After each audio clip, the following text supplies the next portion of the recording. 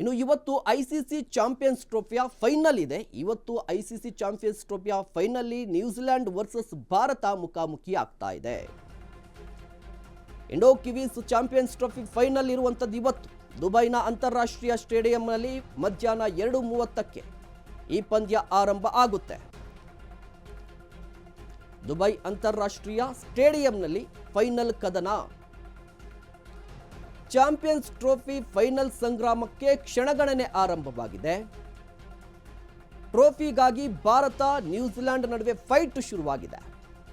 Dubai ಅಂತಾರಾಷ್ಟ್ರೀಯ ಸ್ಟೇಡಿಯಂನಲ್ಲಿ final ಕದನ ಇದು. ಮಧ್ಯಾಹ್ನ 2:30 ಪಂದ್ಯ ಆರಂಭ ಆಗುತ್ತೆ. ಯಾರು ಗೆಲ್ತಾರೆ? ಸೇಡು ತೀರಿಸಿಕೊಳ್ಳುತ್ತಾ ಟೀಮ್ ಇಂಡಿಯಾ, 25 ವರ್ಷಗಳ ಸೇಡನ್ನು ತೀರಿಸಿಕೊಳ್ಳುತ್ತಾ ಟೀಮ್ ಇಂಡಿಯಾ ಅಂತ ಕುತೂಹಲ ಇರುವಂಥದ್ದು.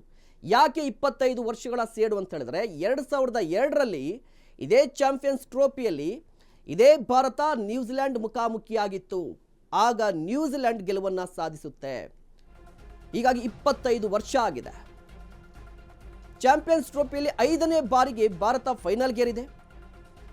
3 ಬಾರಿ ಚಾಂಪಿಯನ್ಸ್ ಟ್ರೋಫಿ ಫೈನಲ್ಗೇರಿರುವಂಥದ್ದು ಕಿವೀಸ್.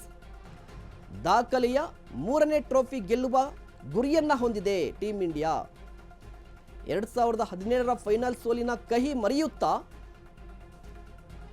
2ನೇ ಬಾರಿ ಕಿರೀಟವನ್ನು ಮುಡಿಗೇರಿಸಿಕೊಳ್ಳಿಕ್ಕೆ ಕಿವೀಸ್ ಕೂಡ ಕಾತರವಾಗಿದೆ.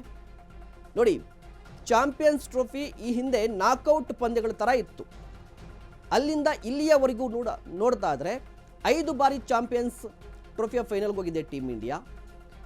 2 ಬಾರಿ ಗೆದ್ದಿದೆ. ಮತ್ತೊಂದು ಕಡೆ ಇವತ್ತು ಫೈನಲ್ ಪಂದ್ಯ ಇರುವ ಕಾರಣಕ್ಕಾಗಿ ಮೈಸೂರಿನ ವಿಘ್ನೇಶ್ವರನಿಗೆ ವಿಶೇಷ ಪೂಜೆ ಪುನಸ್ಕಾರವನ್ನು ನೆರವೇರಿಸಲಾಗ್ತಾ ಇದೆ. ರಾಜ್ಯ ಸೇನಾಪಡೆಯಿಂದ ಕೂಡ ಗಣಪತಿ ದೇಗುಲದಲ್ಲಿ ವಿಶೇಷ ಪೂಜೆ, 101 ಇಡುಗಾಯನ್ನ ಹೊಡೆದು ಅಭಿಮಾನಿಗಳು ಶುಭ ಹಾರೈಕೆ ಮಾಡ್ತಾ ಇದ್ದಾರೆ.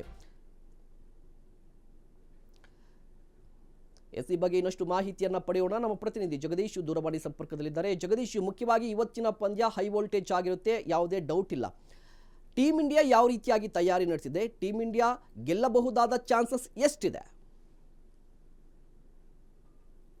ಇವತ್ತು ಅಂತಾರಾಷ್ಟ್ರೀಯ ಕ್ರೀಡಾಂಗಣ ದುಬೈನಲ್ಲಿ ಇಂಡಿಯಾ ಹಾಗೂ ನ್ಯೂಜಿಲೆಂಡ್ ನಡುವೆ ಬಿಗ್ ಫೈಟ್ ನಡೆಯುತ್ತೆ ಅಂತಾನೆ ಹೇಳ್ಬೋದು. ಯಾಕೆಂದ್ರೆ ಮಹತ್ವದ ಟೂರ್ನಿ ಆಗಿರೋದ್ರಿಂದ, ಐಸಿಸಿ ಚಾಂಪಿಯನ್ಸ್ ಟ್ರೋಫಿ ಇದಾಗಿರೋದ್ರಿಂದ ಇದು ಒಂಥರ ಸೇಡಿನ ಒಂದು ಯುದ್ಧ ಅಂತಾನೆ ಹೇಳ್ಬೋದು. ಯಾಕಂದ್ರೆ 2000ರಲ್ಲಿ ಇಂಡಿಯಾ ಮತ್ತೆ ನ್ಯೂಜಿಲೆಂಡ್ ಇದೇ ಐಸಿಸಿ ಚಾಂಪಿಯನ್ಸ್ ಟ್ರೋಫಿನ ಮೊದಲ ಟೂರ್ನಮೆಂಟ್ ಆಗಿತ್ತು. ಆವಾಗ ನ್ಯೂಜಿಲೆಂಡ್ ಇಂಡಿಯಾ ವಿರುದ್ಧ ಗೆದ್ದಿತ್ತು. ಈ ಬಾರಿ ಅಂತಾರಾಷ್ಟ್ರೀಯ ಕ್ರೀಡಾಂಗಣ ದುಬೈದಲ್ಲಿ ನಡೆಯುತ್ತಿರುವುದರಿಂದ ಈಗಾಗಲೇ ಲೀಗ್ ಹಂತದಲ್ಲಿ ಪಾಕಿಸ್ತಾನ್ ಮತ್ತೆ ಬಾಂಗ್ಲಾದೇಶ್ ಹಾಗೂ ನ್ಯೂಜಿಲೆಂಡ್ ತಂಡವನ್ನೇ ಕೂಡ ಲೀಗ್ ಹಂತದಲ್ಲಿ ಭಾರತ ನ್ಯೂಜಿಲೆಂಡ್ ತಂಡವನ್ನು ಸೋಲಿಸಿತ್ತು. ಹಾಗೆ ಈ 2 ತಂಡಗಳು ಒಂದೇ ಗ್ರೂಪ್ ಅಲ್ಲಿ, ಅಂದ್ರೆ ಎ ಗ್ರೂಪ್ ಮತ್ತು ಬಿ ಗ್ರೂಪ್ ಇತ್ತು. ಈ 2 ತಂಡಗಳು, ಇಂಡಿಯಾ ಮತ್ತೆ ನ್ಯೂಜಿಲೆಂಡ್ ಎ ಗ್ರೂಪಿನ ತಂಡಗಳು, 2 ತಂಡಗಳು ಫೈನಲ್ಗೆ ತಲುಪಿರುವಂತದ್ದು.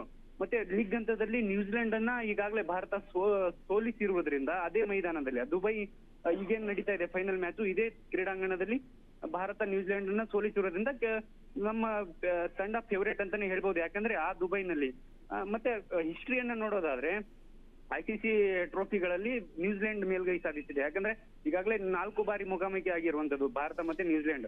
ಅದರಲ್ಲಿ 3 ಬಾರಿ ನ್ಯೂಜಿಲೆಂಡ್ ಗೆದ್ದರೆ 1 ಬಾರಿ ಮಾತ್ರ ಭಾರತ ಗೆದ್ದಿರುವಂತದ್ದು. 2000 ಮತ್ತೆ 2021ರಲ್ಲಿ ವರ್ಲ್ಡ್ ಟೆಸ್ಟ್ ಚಾಂಪಿಯನ್ಶಿಪ್ ಕೂಡ ಫೈನಲ್ ನಲ್ಲಿ ನ್ಯೂಜಿಲೆಂಡ್ ಗೆದ್ದಿರುವಂತದ್ದು. ಮಹೇಶ್, ಧನ್ಯವಾದ ಜಗದೀಶ್ ತಮ್ಮೆಲ್ಲ ಮಾಹಿತಿಗಾಗಿ.